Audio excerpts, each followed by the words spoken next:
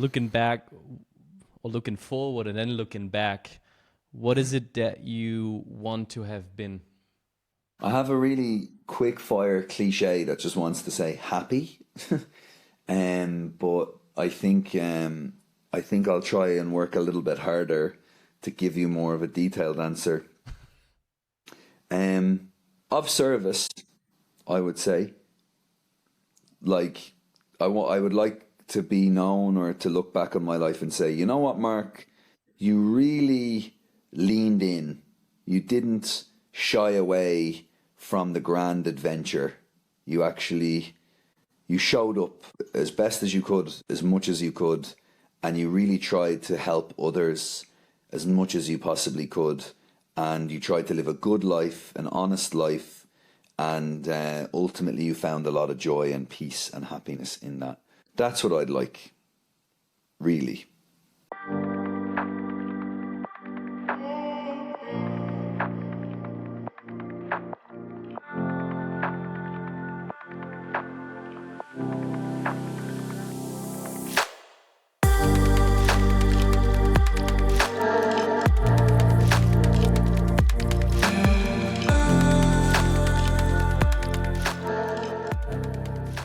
Hey everyone, and welcome to another episode of Going Out, Looking In, the podcast about the big questions of life, personal growth, and spirituality. My name is Maxi. I'm your host, and today I'm excited to share quite an important and long-coming episode with you, with someone that I have been in sort of like telepathic connection with for a while, and that is Mr.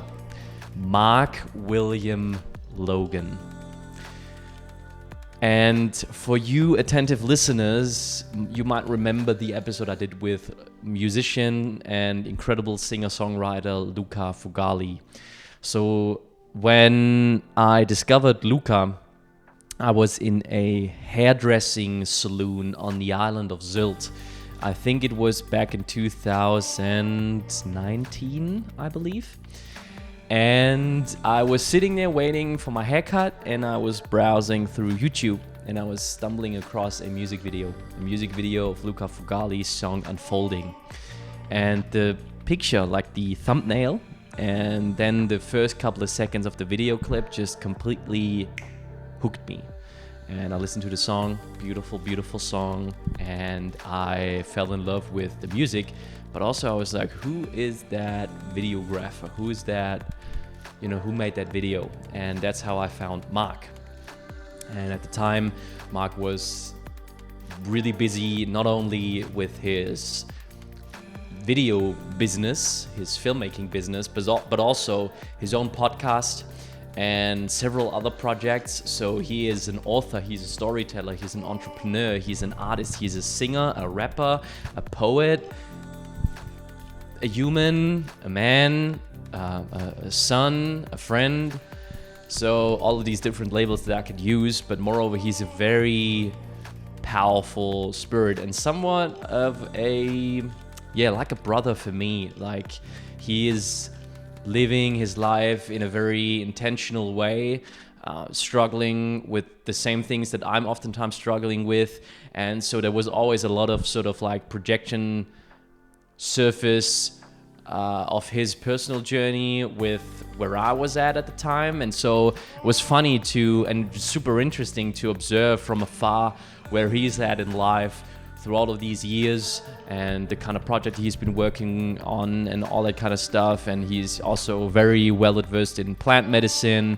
He traveled to South America many times for ceremony and shared about his insights in many different shapes and forms. And all of that just really inspired me and also contributed to my personal journey and growth. And so that episode was coming for a long time, and I'm very glad that it finally happened. Mark is... I can really recommend you guys checking him out on Instagram, because that's where all of his art, all of his everything, all of his output is basically being shown. And like I said, it ranges from beautiful poems that he's just like spitting out, beautiful music that he makes with the Good Grief, I feel like his band is called, art exhibitions that are taking place, everything that he does, and I can really, really wholeheartedly recommend that. And that's just coming, it's just like a personal recommendation. We talked about so many things. We talked about the beautiful burden, I would say, of being a human, 2023, and what that comes along with, what art and creativity actually is. We talked about psychedelics. We talked about, how to be a good human, how to live a good life, with all the ebbs and flows, and so much more. It's just a beautiful conversation, and with a beautiful spirit. And that's all I gotta say. All right, I'll leave you to it. Wish you beautiful insights. Much love from my heart to yours. Thank you for listening. Enjoy with Mr. Mark William Logan.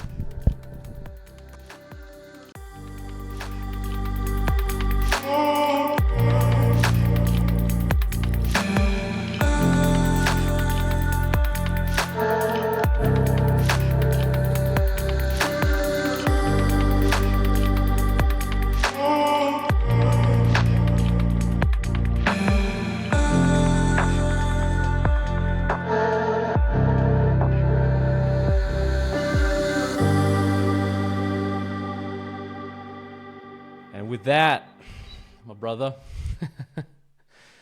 so grateful for this. It's been in the making for some time.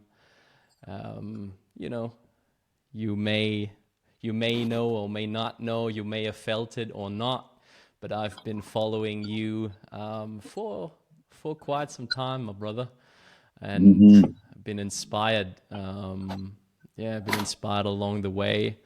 And, with my own trajectory and where life has taken me, it's been it's been very beautiful to not actually have the chance to speak earlier, but now, because I feel like it's a pivotal time in my life, and I feel like there's also a lot alive within you. And so I couldn't be more excited. And this morning, my mom, she was like, "All right, so you got a podcast interview today. Who are you speaking with?"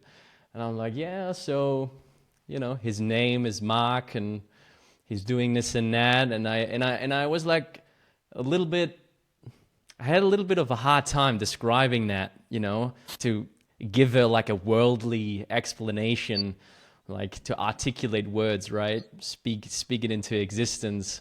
What it is that your energy is bringing to the world. So I guess I want to start there, just asking you, who are you, also for the listeners? Yeah. I'm somebody who has, I believe, allowed themselves to die many times. And let go. I think letting go is probably one of my strengths, and I mean that in terms of letting go of things, identifications, relationships, patterns that no longer serve me, but also letting go in terms of not being afraid, letting go of fear and leaning into myself and what I believe is right, that's coming through, like trusting, I express myself in a variety of mediums, from film to music to the written word to photography to space holding, and to gardening and working with plants, and I suppose podcasting as well was something that I used to do, which is, I think, one of the ways you kind of got in touch with me, or you heard of me, or came into what I do. So I don't put a definition on myself. Like, I could say I'm an artist, I could say I'm a writer, director, I could say I'm a producer, I'm an entrepreneur. I could say that I'm a photographer. I could say that I'm the front man of a band. I could say that I'm a poet. I'm a, space holder. There's all these different things that I could say, but it changes from day to day. Like even today, I was just thinking, like, I've been working really hard on an Christmas ad about the sacred nature of music against the backdrop of artificial intelligence and the way the music industry is going, while simultaneously talking to a colorist in a space where I was hanging my photography and also writing little poems to accompany each of the pieces. And I suppose the guy who's editing the project, or who has edited the project, is new to Collective. He's just started working on his own. He's a fantastic human being, and we did some political kind of journalism recently. You could call it political. We just asked people how they felt, and I was just thinking for a second. I was like, I wonder what the fuck he thinks, because there's been like just so many different things that have come through in the last 2 weeks alone. And I kind of just giggled to myself at just how many different things are flowing through right now and how I don't really attach to any of them. And I think in that sometimes it brings about a sense of like, what am I about? Should I just pursue one path? Should I just focus on my spiritual practice? Should I just leave the film industry and focus on growing food and cultivating a space where people can come and look at themselves and let go of trauma? Or should I focus just fully on directing? And I think what's true for me is that life is full of different paths and different adventures. And really what I've learned from pursuing so many different things is that the work doesn't go anywhere. The work is really there for us to come back to all the time. Like everything else is temporary, money, sex, relationships, art, egoic pursuits, festivals, travel, housekeeping, gardening, like all of this stuff is really just material for us to bench press spiritually in order to use life as a gymnasium for the soul. And one thing that I'm really stepping more into is discipline around what it is that allows me to feel everything in the moment. What's taking my peace, what's taking me away from presence, what's taking me away from truth. Things like alcohol, things like chasing validation, dopamine through technology, growth in the company, all of these things that keep us in a state of, I believe, sleep spiritually. And there's many ways to get to the truth of yourself, and a lot of it is very dogmatic and like the yogi way, the monk like kind of practice. I have recently found myself on a path of the fourth way, which is a way of using all of life's responsibility, actually the household.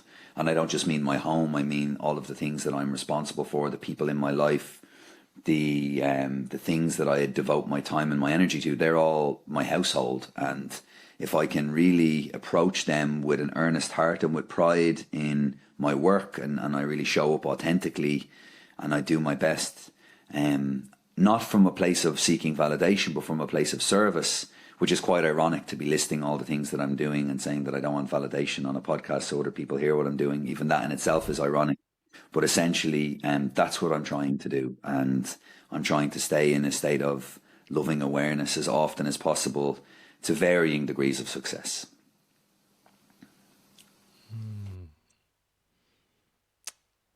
Beautiful, brother. A life well lived. Like, looking at it from the outside, it's like, is there anything this guy can't do? Something that's coming to me is, so you were speaking about several ways of finding the self, and I feel like, the way that you live your life is based on safety within you. There is some safety because if you're not attached to the thing you're doing, which is, when I'm looking around, how whole personalities, whole existences are made up from basically the person's occupation and what kind of sticker they give themselves and what they identify with. Now with you're moving through those realms so smoothly and transitioning from one to the other so seamlessly that I wonder, how did you cultivate that core that is obviously never changing?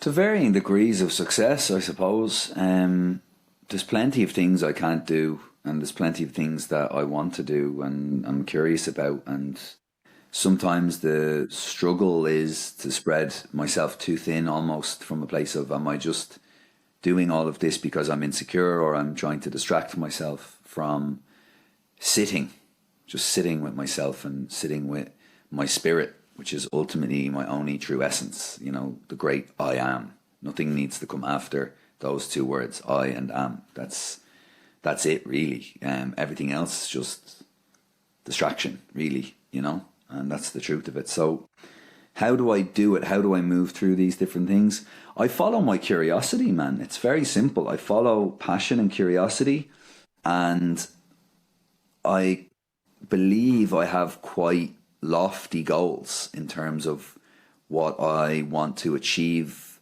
in terms of spirit and experience. Fundamentally, I think I chased experience for a huge part of my life, and only recently I had a number of things happen in my life that were really difficult. Some of the most difficult things in my life have happened in the last week, actually, which is really also coincidental what you were saying about your own life and the coming together on this podcast, because we've been in touch on Instagram for probably about 4 or 5 years. This was the time I was like, fuck it, I'm willing to talk, and I'm ready to talk, and I'm just going to lean into this 2 hours or whatever hour long conversation, because I think it could be therapeutic for me. Actually, it's so beautiful to have somebody ask you really meaningful questions that are really considered about yourself and your process, because I'll probably learn something that I've never heard about myself just through actually answering questions that are earnest and truly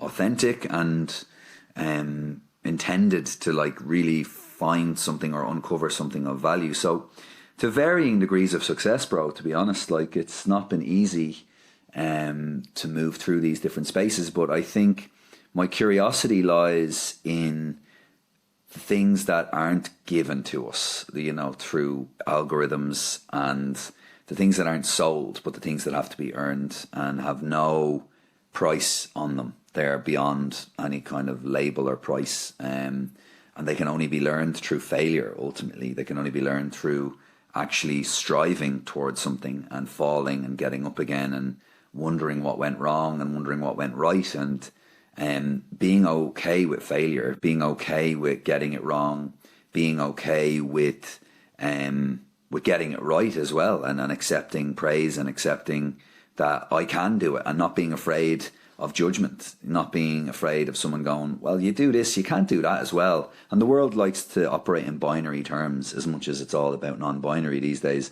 The world likes to package us up with labels, because ultimately there is no label to describe what we are.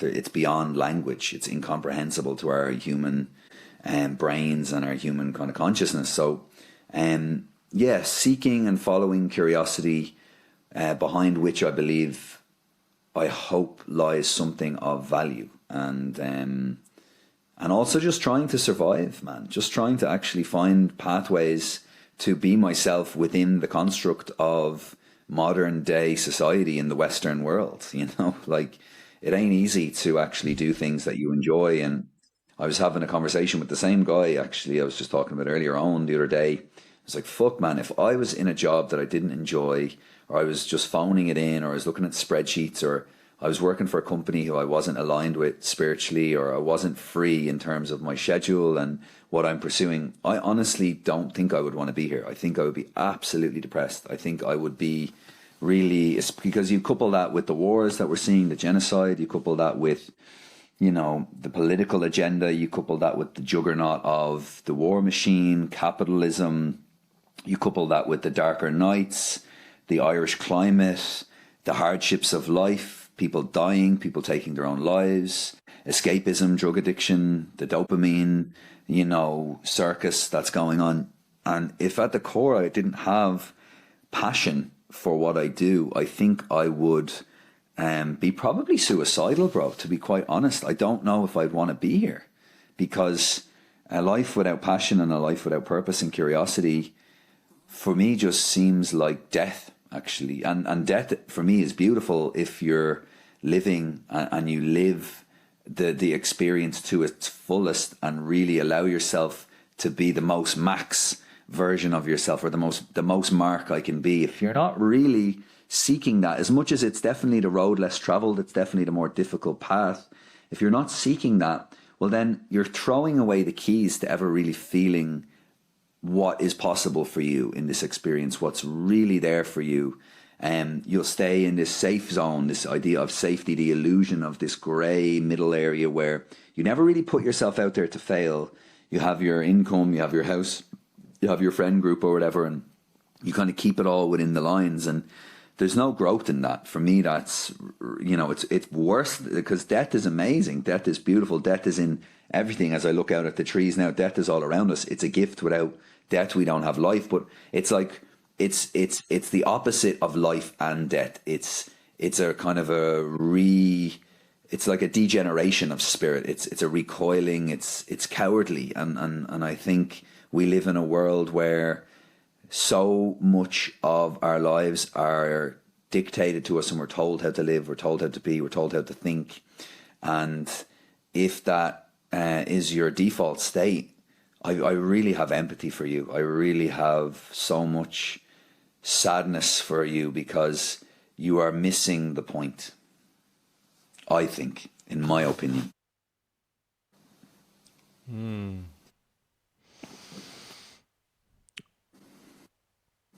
Well.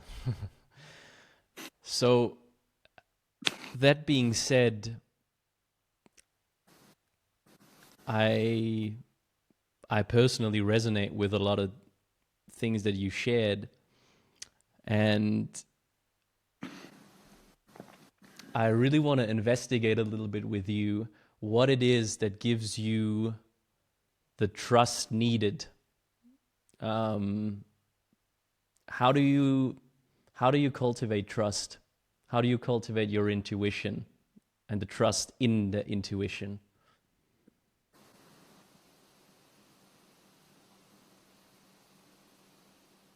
I think it's two things. One, it comes from my upbringing. I have to give a lot of credit to my mother when this question gets asked, because I was raised by one person, my mother. My grandmother played her part as well, but my mother really took the lion's share of the work in raising me, and she was like, you know, the provider, the mother, the father, the everything. And my mom always instilled in me this sense of, son, you can only do your best. That's all you can do. And it's simple wisdom. For me, the best wisdom is the simplest wisdom. You can only do your best. And if you truly want something, if you truly believe something is in alignment with you and the world and is going to be of benefit to others, then it's a worthy pursuit and you should do it. And if you believe in yourself, if you really believe in yourself, you can't go wrong. You have to go for it. And she's always said, I'll always be here for you, son. You know, I'll always have your back. You can, worst case scenario, you can come and sleep on the floor. Worst case scenario, you'll have a license for your telly and food in your belly. You know what I mean? You'll have stuff there that your basic needs will be taken care of. And most of my happiest moments have been when I've had nothing. You know, there's been moments when I lived on the land in a shed, learning about permaculture, didn't have a pot to piss in.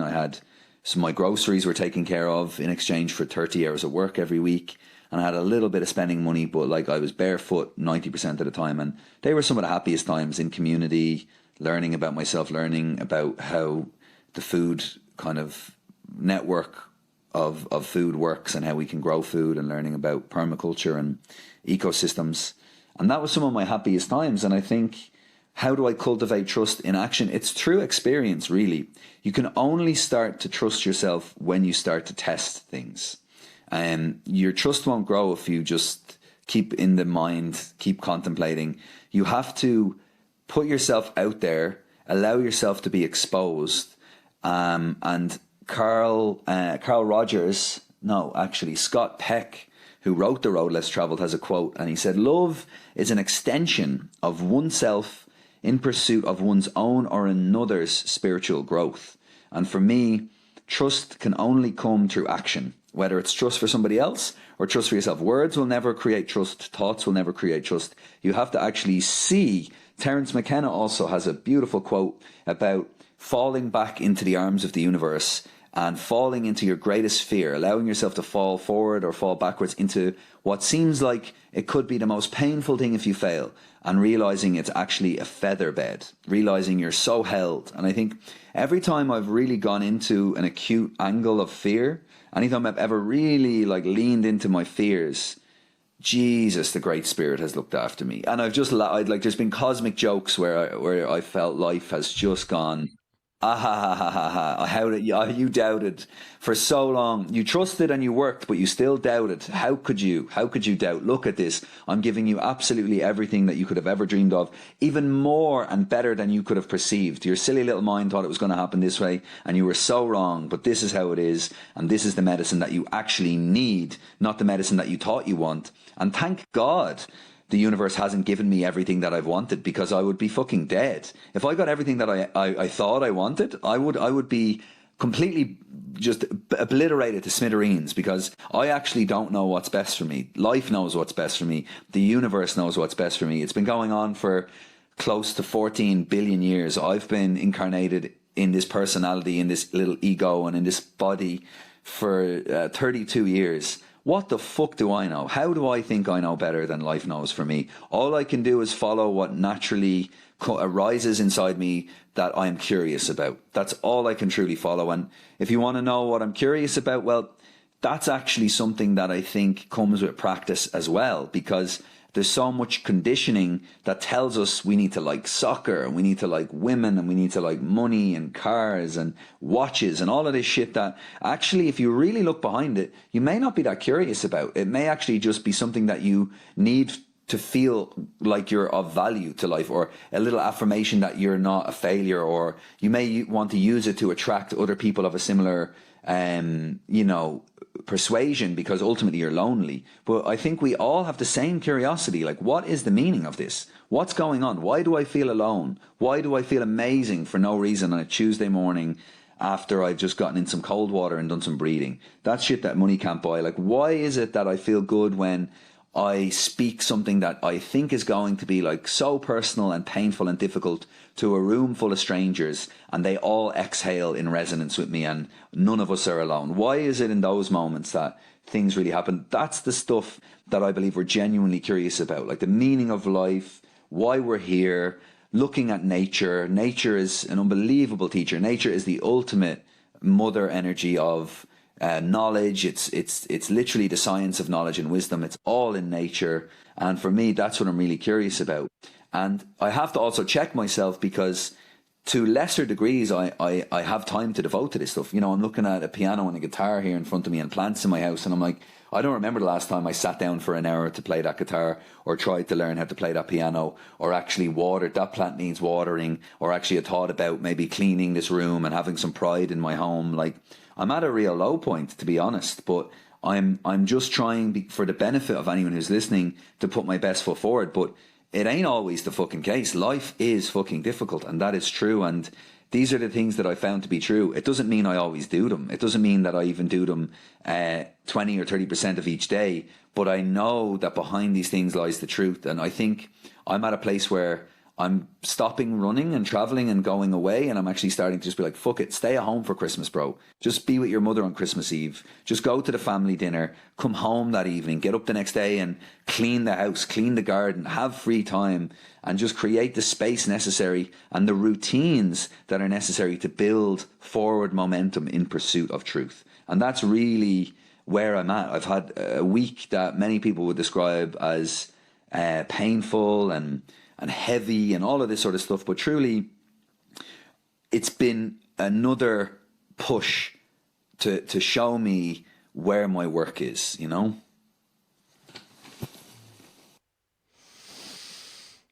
Thanks for sharing, brother, so openly. I appreciate Thanks it. for listening and asking. Yeah, I appreciate it also. Thank you. Yeah. So I'm getting from that it is a muscle we can train. It is to be found in the movement. It is to be found in the action, which is something that I can personally very much resonate with. I found power in stillness, and I find power in movement. I find power in listening, and I find power in speaking. So there is a contraction and expansion happening constantly, and I feel like there is healing to be found in both realms. Now, I want to ask you, because you've given a segue into it, so if you want to explore it, then I'd be grateful, and if not, we move on. But what's alive right now for you? How are you feeling? I feel quite raw, Maxie, to be honest with you. I feel very blown open. I feel grief, a number of things that I was putting so much faith in and hope into, like a relationship, like a future, like the cultivation of a family, all of these things, just very recently ended in my life. And I had high hopes, you know, I had really believed that it was being guided by God and that the divine was present, and fundamentally things didn't work out. And it's been a process of, you know, pushing me into my aloneness and pushing me into my spiritual texts, pushing me back towards people that I seek counsel with and from, to maybe mirror back to me parts of me that clearly need work still, like alcohol dependency, like you know, a tobacco dependency, technology dependency, and also, you know, seeking connection that isn't for my highest good or isn't for long-term growth and connection, you know. So these are things that I have dealt with many times and have felt like I've worked through time and time again in my life. Yet when things go wrong, I see now that I've definitely grown so much that I had taken a couple of months away from alcohol, and it was amazing, and it still is. But recently, over the weekend, I allowed myself to drink a moderate amount, and even at that, like, the shit got kicked out of me. You know, woke up the next morning feeling terrible, regretting some things that I had said. Woke up feeling like, you know, weak and blown open, and, you know, emotionally needy, and stuff that was really temporary. And it was my own doing, and it was my duty to kind of recognize in those moments, like, bro, you turned to the wrong sources of comfort. Instead of sitting with it and allowing yourself to feel these things, you tried to distract yourself, and you tried to numb yourself, and you tried to push it away. And in the trying to push those things away, you fundamentally multiplied it for yourself. You might have pushed it away for an hour or an evening, but ultimately you had to then deal with it, and you had to deal with it in a more intensified way. So I'm in a state of, I think, recalibration is what I'd call it. I'm opening a show, an exhibition of my photography tomorrow. It's been almost 6 years since I've exhibited anything. I feel very grounded about it. I'm not attached to any outcome. I'm just doing it from a place of community and bringing people together and wanting to put this stuff out. I've got music that I'm working on with my band, and I'm excited to share that as an offering from a place of kind of service and medicine music. And I'm looking forward to just really humbly doing my housework over the Christmas and just like nesting and having pride in my home, pride in my appearance, in my body, in my routines. So yeah, I'm recalibrating. I had invested so much in the idea of a future with another human being that fundamentally hurt, and there's a loss in that, there's a sadness in that, there's a letting go in that. But there's also an opportunity in that to look at where I can grow, and also to look at how I can love moving forward, and to let myself replenish myself, and not to look anywhere for temporary escape. And you know, my partner, or my former partner, and I are on really good terms. You know, the relationship ended in a very loving way, in a very understanding, compassionate way, but it's not without, you know, regret, and it's not without pain. And that's forced me, I think, deeper into myself. And it's been nice to also, in some ways, as much as I've given myself a lot of critique, I've also clocked that I've really handled this situation better than I ever could have imagined myself in the past. And when I made mistakes that I would consider things that to be a misstep, they have not been as they have been in the past. They haven't been as catastrophic or as damaging. And I've also remedied them very quickly and recovered very quickly, much quicker than before. So that shows me that I need to actually have gratitude for my journey, and have gratitude for the place that I now find myself in versus the past.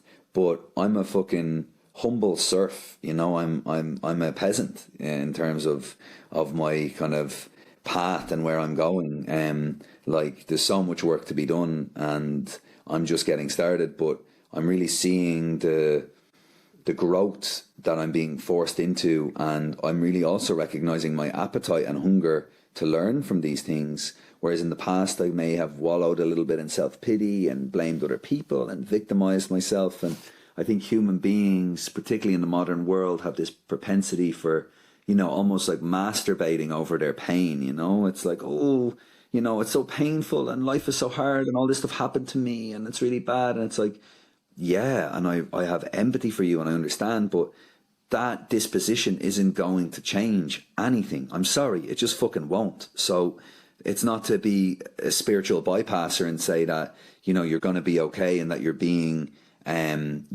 weak. That's not to say that. I'm not criticizing people, but I'm saying that when you wallow in self-pity and you victimize yourself and you don't take responsibility for the things that have happened in your life, not to say that we're all responsible for what happens to us. There's terrible things that are inflicted for no reason on us, you know, particularly on women, that are not your fault. But in response to those things, the only way I believe, and I have learned through my experience to move through them, is to look forward and see how you can forgive and how you can let go and how you can actually cultivate medicine from your trauma. Like, really see, like, whoa, I endured this horrendous thing.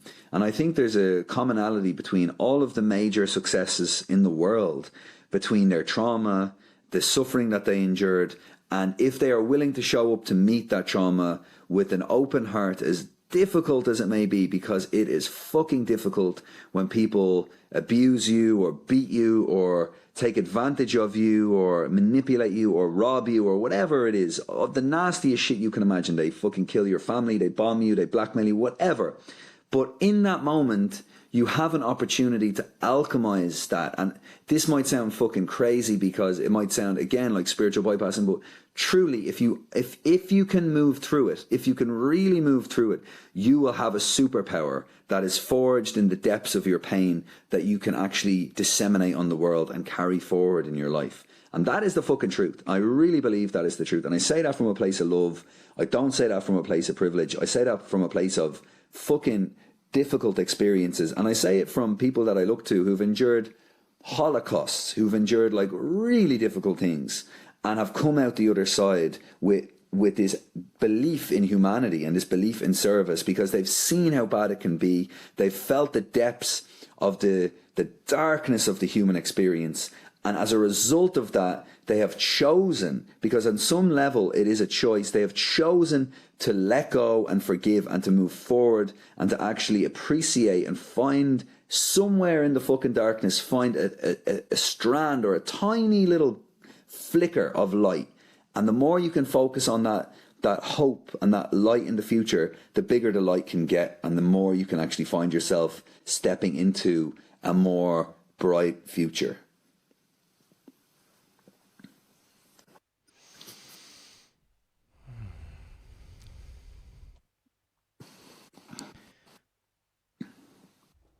In these times, what do you need in these times to live what you just shared? A number of things. Facilitate that, yeah. Community is a huge part of it. You don't need to do it on your own. Like, there are other people out there who are truth seekers, who are also looking to heal. There's community in the written word. There's community in visual mediums that communicate incredible wisdom. Like, I've been listening to Nisargadatta Maharaj, I Am That, which I've quoted a number of times. It's why it's so present in me on this call. And like last night, I'm lying in bed and I could feel emotion rise up inside me where I was about to start crying and I was about to feel self-pity. And I just listened to like the simplicity of the truth. And I was just like, oh my God, this is just so right. And I was finding myself, it was like 5-MeO DMT level, like mind, heart, root, all of it opening up. And I was like, this is the truth. Like, this is really the truth. And I was just so grateful for YouTube. And like, an ad came on and I was like, oh, that's so funny. You know, a fucking silly advertisement commercial comes on just as I'm like, oh my God, I'm having an awakening listening to YouTube, to this ancient wisdom just lying in my bed when I thought I was going to maybe break and shed some tears with my dog Bloom lying beside me, with my dog in bed before I go to sleep. Like, you know, why am I such a fuck up? Why am I this? And I was like, that's all story. It's trivial. So I think community, seeking out and doing the work, like having some courage, finding some motivation for yourself. I think you need to be able to use your imagination. Maybe imagination isn't the right word, but use your vision to see a brighter future for yourself. Because if you can't see or believe that things can get better, then they won't. And I think if you can combine hard work, consistency with community, with truth, with wisdom that is tried and fucking tested. It's not glamorous. It's not out there. It's not on your Instagram feed. It's more than likely in an old book that has been passed around in communities such as ones that we've talked about. If you can really give yourself over to that and surrender to this experience and see that it's temporary, that, you know, these lives that we live are so temporary in the context of everything, I believe things will start to improve. And I think we need to have compassion for everyone in the situation and like stop othering people, stop creating demons around us. Like, yes, there's demonic energy at play. Yes, there's hatred, darkness, greed, selfishness, all of these despicable, horrible things. But if you can understand the place they come from and find empathy for people who are literally murdering children and, you know, trying to like literally exterminate and ethnically cleanse a whole group of people and profit off it at the same time and make billions. If you can find empathy for those people, then you can pretty much find empathy for yourself.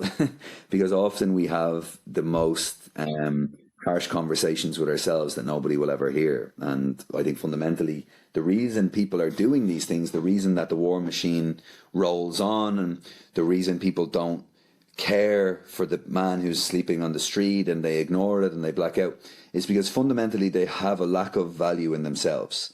They don't love themselves. They don't have a love for their own humanity. Because how could you? How could you love humanity yet want to murder people or kill people or make money from war. Like, how could you really love humanity if your end goal was that? So I think community, hard work, seeking the wisdom, consistency, and patience as well, patiently and persistently, and true, like really actively looking to find empathy for the people that you hate or the people that hate you, you know, like really trying to find empathy in those places.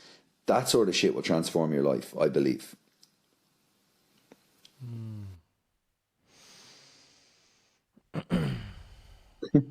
This is a very light conversation, isn't it, Maxie? We're not really talking about anything Yeah. too heavy here.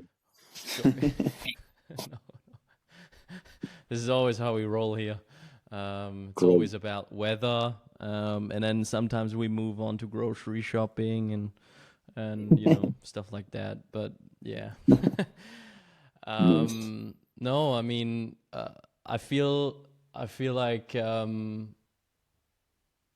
you are someone very suitable to speak on this, especially in the situation that you are in right now. I'm wearing a sweater of Sacred Sons. I know you've been involved with working with men. So as a man going through what you're going through right now, experiencing what you're experiencing, what do you feel like needs to be said for the brothers listening that may feel the darker realms and how to move through them? Mm. Well, I alluded to this earlier, and it's a great question. Let it in. Let the darkness in. Let it fully in. Let it come all the way into you.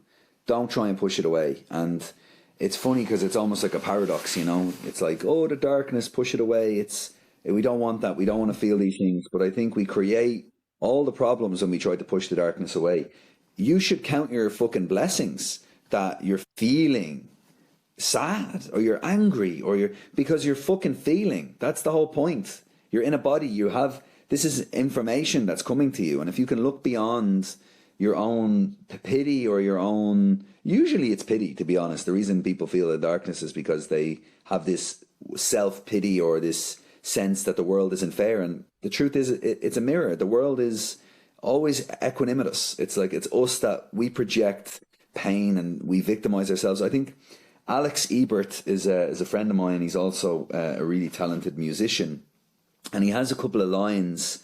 He was in a band called Edward Sharpe and the Magnetic Zeros, and they made a song called Home. You know, it's that, I want to go home. Home is whenever I'm with you. It's this like anthem, billions and billions and billions and billions of hits. And it's still like this, you know, cult song, probably one of the most well-known songs ever written, as much as the Beatles or John Lennon or anything. And he went and he did a solo project after Edward Sharpe and the Magnetic Zeros. And there's a song that he has called Truth. And it just, in a very poetic yet simple way, articulates what I believe men specifically need to do when they feel sadness. Because it's a gift that's being given to you. If you can really see what sits behind your sadness, there will be growth and there will be learning. And I believe it goes something like, the truth is that I never shook my shadow, trying to pull me back behind the fence with the cattle. Calling out faker only gets me rattled. The truth is that I never shook my shadow. Every day it's trying to pull me into doing battle. Calling out faker only get me rattled. Trying to pull me back behind the fence with the cattle. Building your lenses, building your defenses. Put me on the front line, leave me with a dumb mind with no defenses. If you can't stand to feel the pain, then you are senseless. Sense this. Grown up, some different kind of fighter. When the darkness comes, let it inside you. Your darkness is shining, my darkness is shining. And there's another line where it's like, say you're my lover, say you're my homie. Tilt my chin back, slit my throat, take a bath in my blood, get to know me. And it's just like, it's dark and it's visceral, but for me, it's like, it came all at once. The whole song came all at once to him, and I've been looking at it as a poem from time to time, and we've talked about it. And he says, like, brothers specifically come up to him. You know, he lives in New Orleans now, and they don't talk about home. They're like, thank you for writing that song, because I think he really put into words there, like, when the darkness comes, let it inside you, you know? And he also references other things like every lie in this world comes from the Bible, and how we're being controlled by certain dogmas, and that, you know, we're not, you know, sinners, that our darkness is actually a way to find the light, just like failure is a stepping stone on the way to success. So for me, it will be, let it in, but don't be afraid to ask for help, because it can get really fucking dark in there, and you don't have to do it on your own. Like I said, there are many people and groups out there, and there are many organizations free of charge. Like, you don't have to pay a fucking dime to be heard. And what I've found from my time working with men is that listening is the medicine. It's like, you think you're coming in, you have your bag full of problems, and you know, you don't know how you're going to get it out, but you're going to have to try and find a way within the context of the theme, whether it's the inner child or the shadow or whatever it is you're talking about in your circle, to kind of get your bit out, so you say it. But you realize very quickly when you're listening, if you really can be present and listen to everyone else before it gets to you, if you're not too busy thinking about what you're going to say, or you're not too nervous, you'll realize very quickly that everyone's saying the same thing, that they're all going through the same thing. And I think in that, we realize that we're not alone. And I think loneliness is the biggest killer of men. It's not anything else. It's a sense of, I can't talk. And I think that's where we need to destigmatize this stuff. And that's why I think it's a great question. We need to be able to openly say, yeah, I just had therapy, or yeah, I just cried myself to sleep last night, in the fucking workplace, at the water cooler. We should be able to have these conversations, because it's as fucking natural as breathing. We should be able to say, yeah, how are you? My mom, it was funny, I had a Christmas dinner last night for my company. You know, it was very intimate. It was like, you know, 9 or 10 of us, and then our parents. I invited my mom and my co-founder's parents, and, you know, they're in their late 60s, early 70s, and just having the elders around. And I wasn't chirpy. Like, I was in good form. I was being really attentive to everyone, making sure everyone's having a good time. And we did the Chris Kindle, and we did like a little bit of, everyone had a little poem on the theme of winter, and it was really nice. But I was in the car with my mom, and a friend of mine, she was flying out today. She stayed with me last night, and we were coming home, the three of us in the car. And my mom said, "Are you all right, son?" And I said, "No, I'm not all right, ma. I told you that I'm not all right. You know, I'm not going to change my answer because you've asked me 20 minutes later." I was like, I'm going through some shit right now. Like, I'm good, but I'm not all right, if you know what I mean. And then she goes, "I know. Well, I know." And it's like, most of the time people just want you to say that you're okay, because they need to feel like they've asked you and they're better about themselves. They're uncomfortable sitting with someone who isn't all right. And that's fucking my ma's work to do. That's not on me to kind of fake it for her and say, you know, "Oh, ma'am, I'm grand," and then what, I go home and hang myself. You know, that's not going to fucking achieve anything. So by me saying I'm all right, and then, do you know what? It was funny, because I dropped her to the train about 10 minutes later, and I did want her to know, because my mom is a beautiful woman, but oftentimes I feel like our roles have reversed a little bit in terms of how much work I'm doing on the self and where she is. And it's beautiful. She'll come and ask me sometimes for guidance and advice, and, you know, we're all souls just walking each other home, as Ram Dass would say. So just before she got out of the car, I said, "Look, ma'am, I'm good, but I'm grieving. I'm sad. Like, these are natural things that I'm feeling. So thank you for asking me, and I love you, and I'll talk to you tomorrow," you know. And I just gave her that reassurance, because that's the fucking truth. And I didn't feel guilty about saying it, but I definitely felt a little bit triggered. Like, you know, she was like, she's asked me, am I all right? She knows what I've just gone through.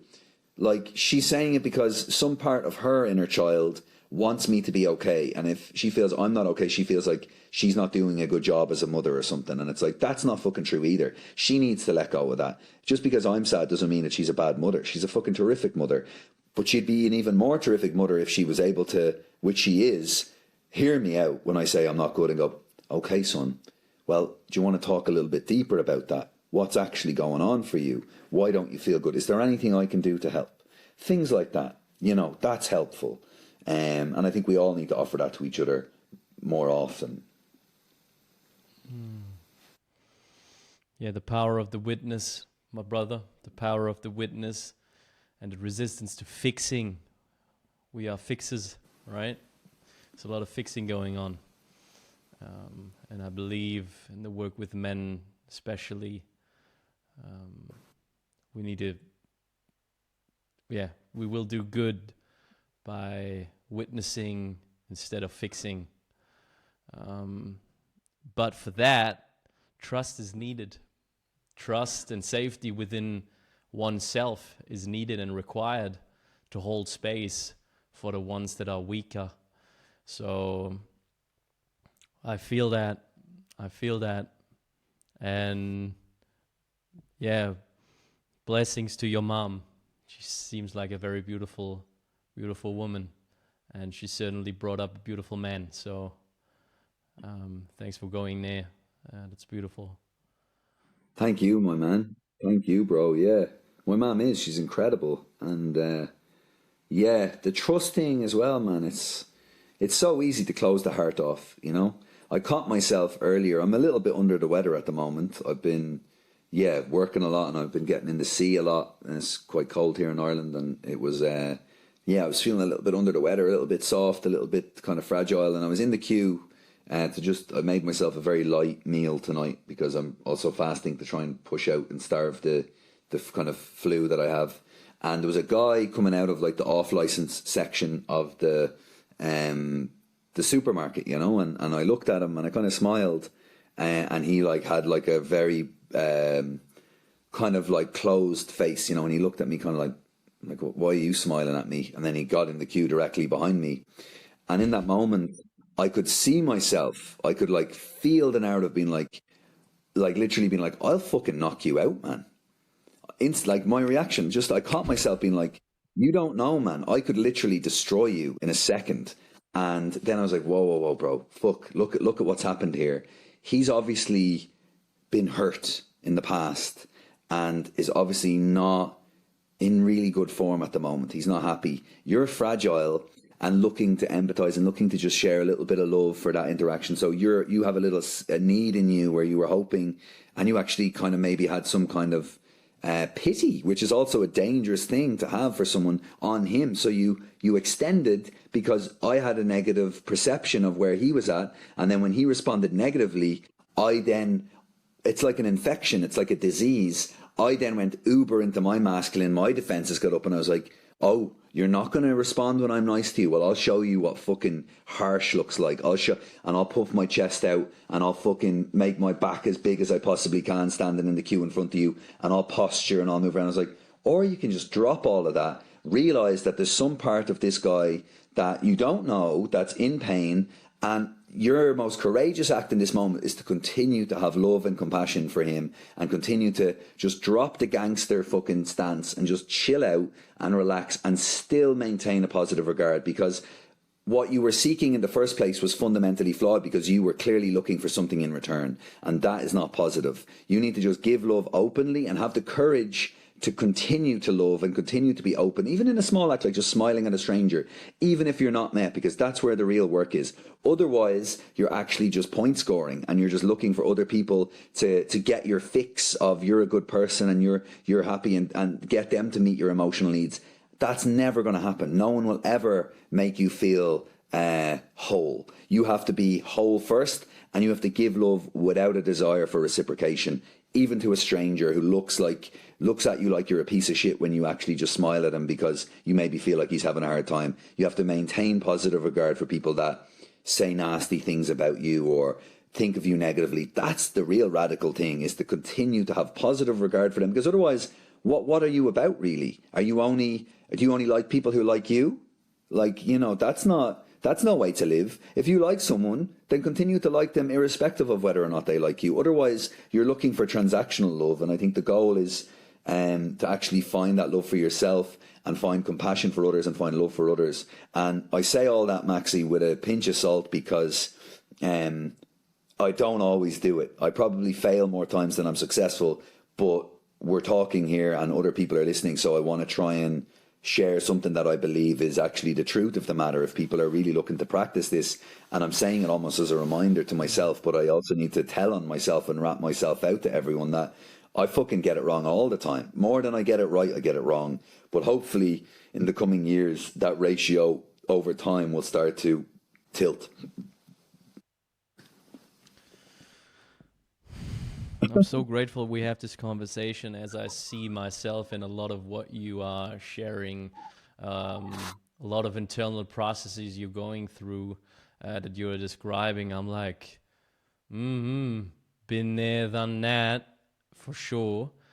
And now I want to share something, so I will step in, and then I would love to get your perspective on this. So basically, when I witness the discrepancy between my intention and my impact, and I'm far away, like the two are far away from each other, I oftentimes get into somewhat of a spiral, right? So the initial process is very similar to yours. Like I feel like I'm quite well in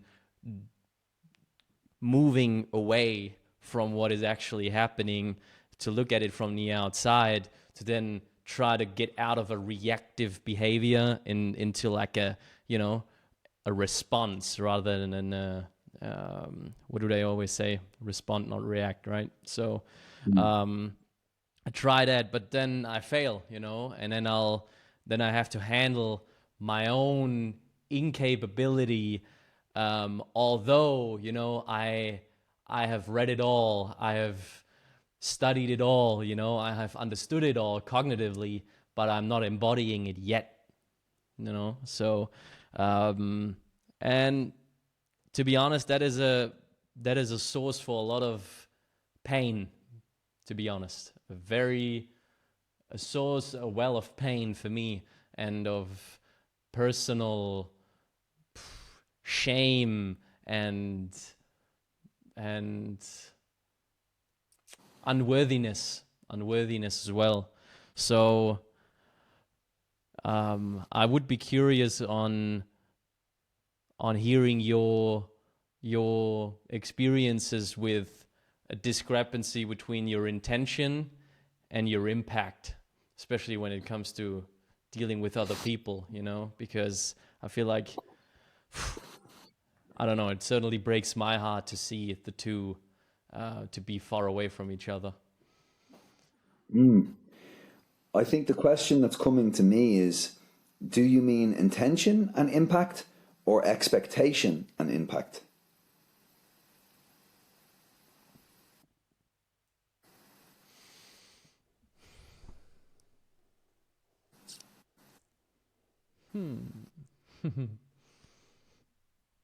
Well, I initially was referring to intention, but now when you're asking the question that way, there is obviously a shit ton of expectation tied to it as well. There So is. yeah, I would say that Yeah. that's the answer. That's the answer. Is if your intention is pure, then the expectation shouldn't be that important, and therefore the impact will be what it's supposed to be. And that's, yeah. You said it all yourself. Actually, I just had to listen and mirror it back to you. But that's what it sounded like to me.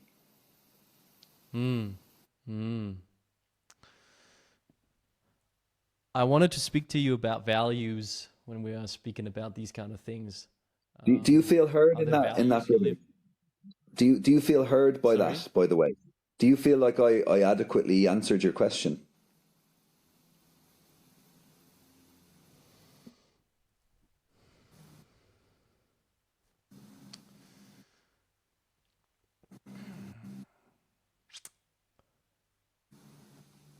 Well, for me, yes.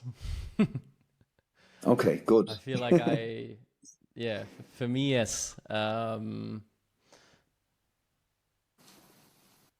And I would be curious to explore this topic by by speaking, and I feel like this is a good segue into it, to speak about values that help you navigate life.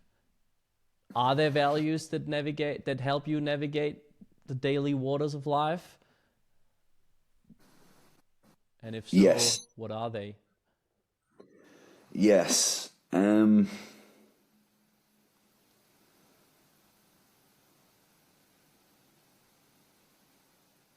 I think the main one for me is integrity.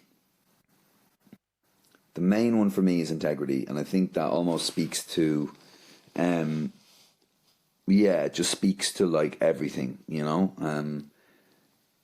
That's my worst fear, is that I would have, and look, people have said bad things about me before. I haven't always been perfect. I've definitely made mistakes, but they're the things that have hurted me the most. Is if someone feels or perceives like I've not been honorable or good in my exchange with them or whatever. So I think integrity and a sense of fairness, like to be good, to generally like morally be able to sit with myself. That is what really.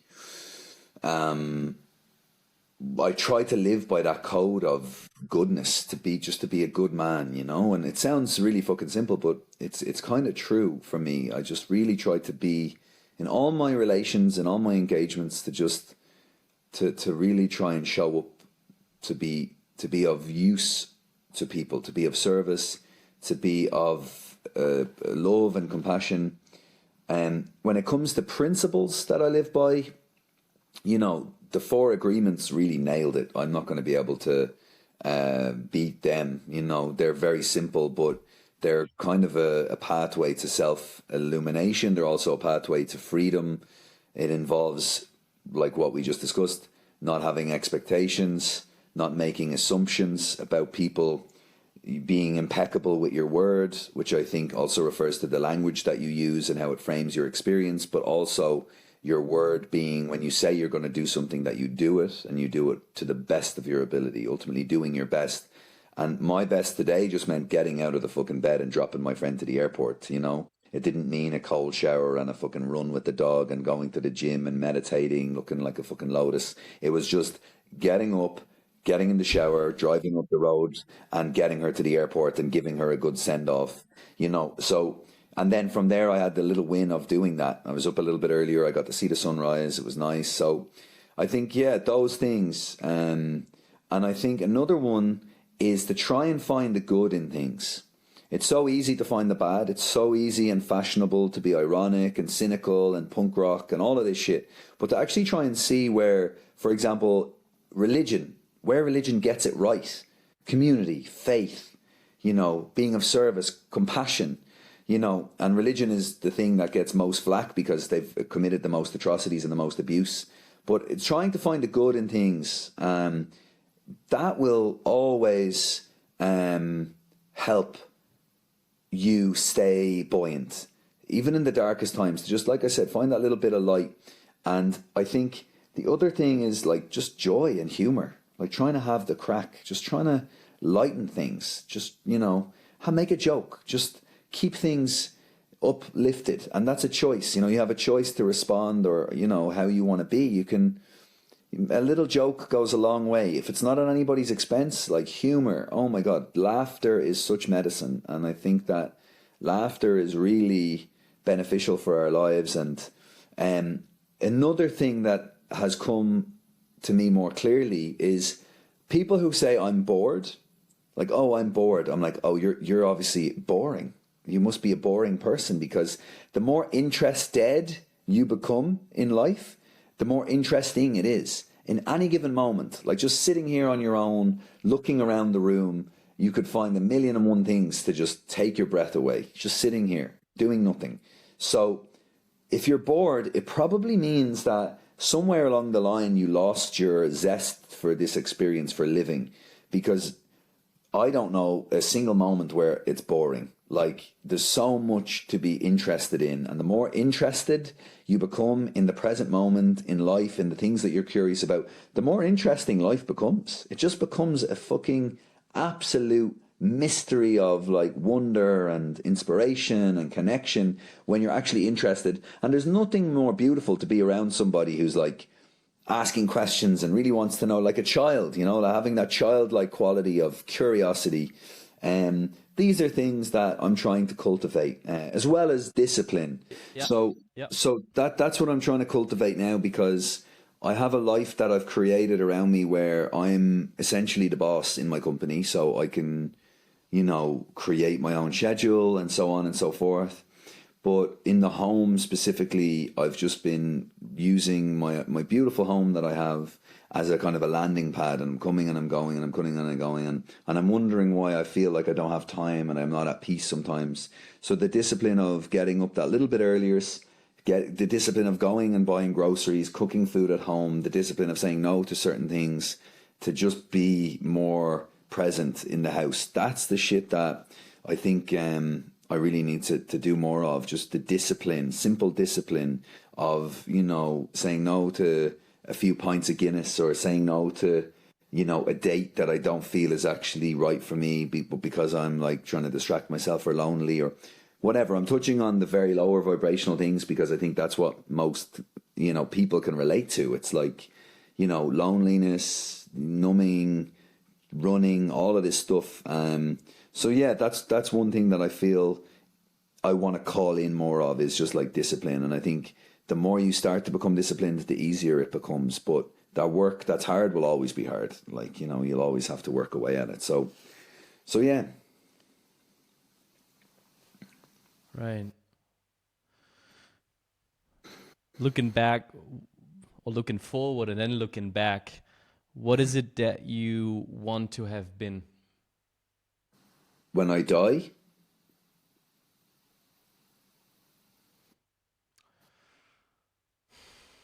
is that it? When I die, what Maybe it is? earlier than that. Yeah. Okay. I mean, in life, Mm. if that's on the moment of death, looking back, if that is now looking back, if that's whenever. Yeah. I have a really quick fire cliche that just wants to say happy. But I think I'll try and work a little bit harder to give you more of a detailed answer. Of service, I would say. Like, I would like to be known, or to look back on my life and say, you know what, Mark, you really leaned in. You didn't shy away from the grand adventure. You actually, you showed up as best as you could, as much as you could, and you really tried to help others as much as you possibly could. And you tried to live a good life, an honest life, and ultimately you found a lot of joy and peace and happiness in that. That's what I'd like, really.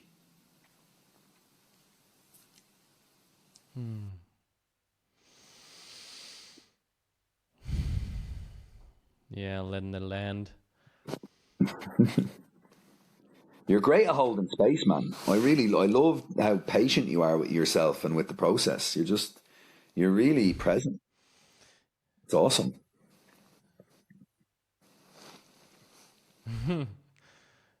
Yeah, it comes with the process, man. I really feel like I flexed the muscle of trust in this podcast now often enough that I am comfortable with doing so, because I'm not like you know, having to take off some agenda or something. And so I feel like the most magic in these conversation is being facilitated when I'm responding to what you are saying. And that is not to be found in my reaction, but in my witness, and in my, yeah, just to also see what lands where and where I want to take it. So I feel like this is also something that I needed to get comfortable with, because there is so much power in silence. Let me tell you that. Mm. Yeah. So, um, I've been following you for so long. It feels like, I don't know. It feels like I don't know, was dying and being reborn so many times throughout these years. And there's like one constant, a big thing that I've always admired about you. Um, and you are very outspoken about her. So it's like we're speaking about a person, and I just on this day today, with where we are both at right now, I just wanted to open up the space to give some space if you want to speak on her, on Fiona.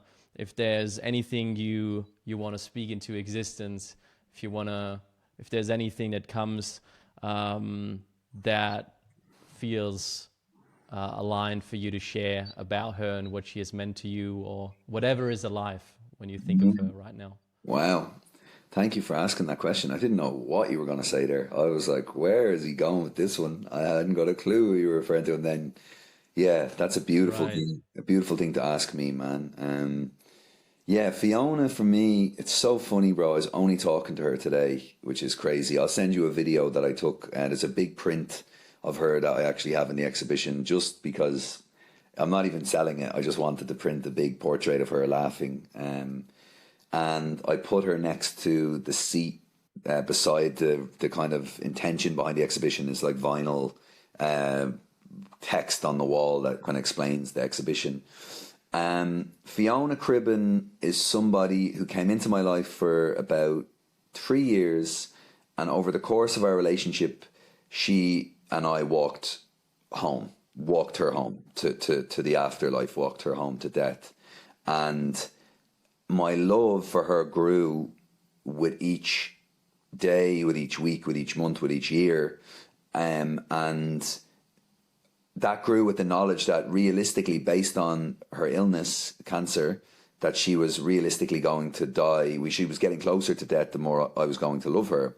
And in that moment, it meant that our time was so precious because every moment and every hang felt like, and I mean, she had very long periods of being very well and able-bodied and living a very full life for many of those years. It was only towards the very, very end where things became really painful and difficult, and she went quite quickly in the end. Anyway, I think based on her decision to be ready to go, even though she was leaving, an 11-year-old boy behind, as well as everyone else who loves her and knows her and is her family and whatnot, her partner and whatnot. But she just embodied to me a true warrior of the soul, someone who has that zest for life. Okay, Bloom. It's so funny. The dog is just after crying in her sleep beside me. She's crying right here beside me. That's so funny. I mean, we've been talking for almost 90 minutes and the dog Well, hasn't. Fiona is here, maybe. Yeah, well, yeah, without a doubt. Um, and this is actually her artwork up there. That's her artwork, which is funny. But Fiona, yeah, she just embodies to me a true soul warrior, someone who really accepted the equation of you don't get life without death. And in her walking so courageously home, she evolved in the space of maybe 4 or 5 years, like 50 years. Some people never get there. And I feel like she really developed an understanding and a comfort with her life and with her letting go. And she created so much. She was just making art and juice and tinctures, and she chose to not go the traditional route. She chose to not take chemotherapy.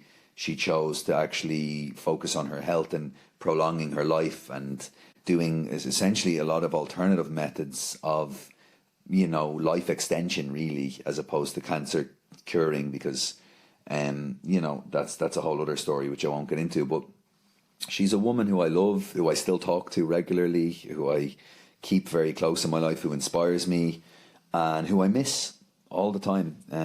But I keep my relationship going by allowing myself and her to continue our relationship until we are both ultimately with God again and are melted into the source again, and we recognize each other as each other within that. And that's the beauty of life. We get to show up in these incarnated bodies and appreciate ourselves in other people in these crazy forms with these amazing personalities, with these incredible gifts, with these amazing stories. And that's the beauty of this experience. And fundamentally, we have to let go. And when we get to the end of the life, we have to also let go.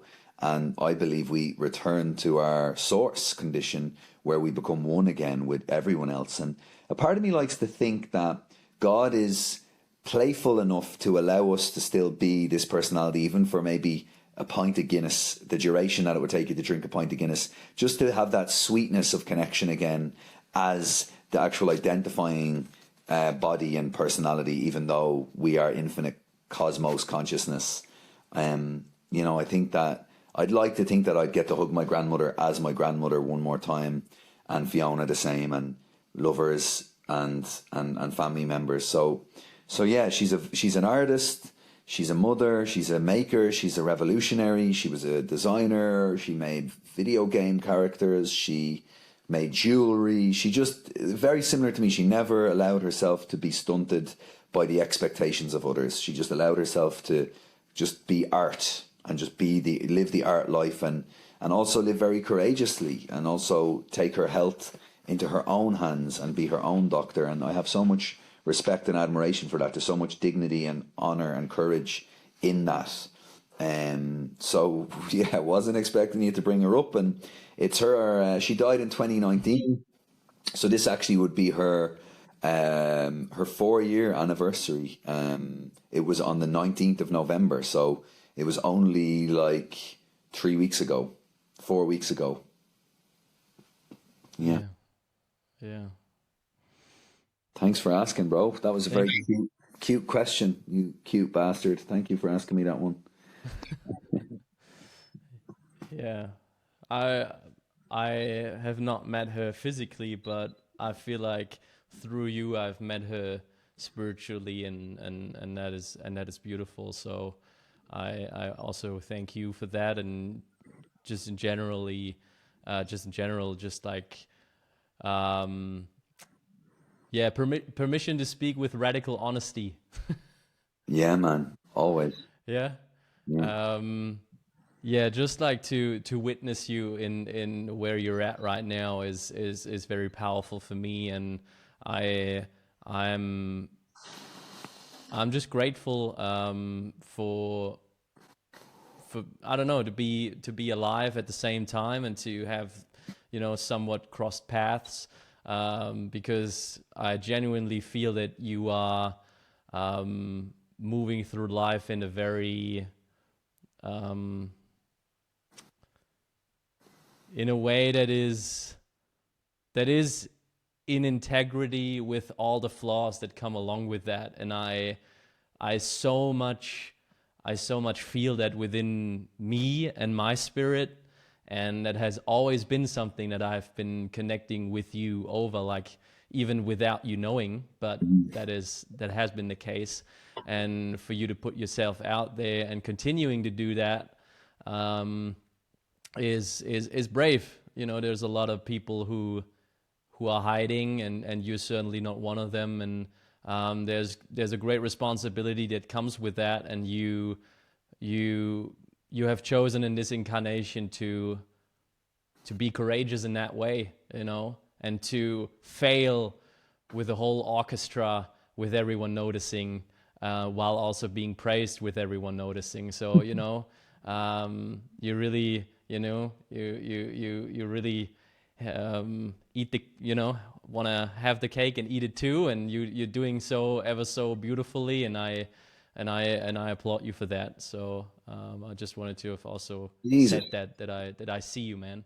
Jesus, man. Yeah, I don't know what to say. Like, I feel really grateful to kind of hear you, because we've never met in person, and to know that, like, you're somebody on the planet, many, many miles away, who can really see that. I'm like, fuck, am I actually that open? Is that, it's amazing that that's what you get from me being me, and allowing people to see that. And it gives me confidence and courage that I'm actually, I'm doing something right in terms of you know, Instagram isn't all bad, because, you know, that it gets such a bad rap that it's like, it's nice to know that people can actually connect and feel love and energy and inspiration and comfort and a kinship in the suffering as well, and all the hard and positive moments. So I really appreciate you for expressing that, man. I feel really close to you after this conversation. I feel really honored to have had this conversation. I mean, coming into it, to be honest with you, bro, I was like, fucking, I had to go up to the toilet. I had to like burn some incense. I had to like breathe a bit. I had a cup of tea. I was like, phew, I feel a little bit unwell. And I was like, I really don't want to let this person down, because I feel they have so much like patience with me, and they really like value like what I'm trying to do. And they're also doing great work in their lives. And I'm really sorry we didn't get to see each other in person when you were over here as well. It was another just crazy chapter, and I was insanely busy, and I think the window you had like maybe 4 days, and I was really grateful to see you got to connect with Luke and go to the healing forest. And I love that you have this relationship and this connection to Ireland, and yeah, it'd be a pleasure to meet you in person. But man, you're after really holding space for me in just like the most beautiful way, and giving me an opportunity to really feel safe and heard, and to try and, I think ultimately, like I said, achieve one of the things that I'm trying to strive for, which is, you know, service, and to give people just some of the things that I really believe to be of benefit from my humble little life over here, you know. So yeah, man, thank you, Maxi. Like, really appreciate you, and I'm really grateful to see your journey as well. Like, it's awesome to witness. You know, I checked in on you maybe 4 years ago, 5 years ago, and I think from what I can like feel and see and perceive with the decisions you've made and the areas you've invested your energy, that there's been a huge life changing like moment that's gone on for like the best part of 4 years. So I'd just like to acknowledge you as well. Like, I really feel like you found something of true value inside yourself, and that you're really appreciating the value that you can bring to the world, and the gifts that you have to share, and your ability to hold space, and your ability to seek answers and find people who resonate, and also to be able to express and to make people feel safe and seen and heard and loved ultimately, because all of those things are just other words for love. So thank you also.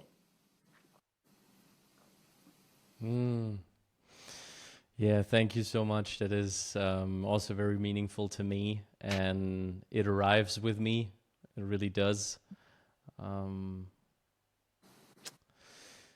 Yeah, you know, without a doubt, there is, you know, we've met before, and we will continue to move together in some shape or form. We will meet in the flesh, I'm sure of that.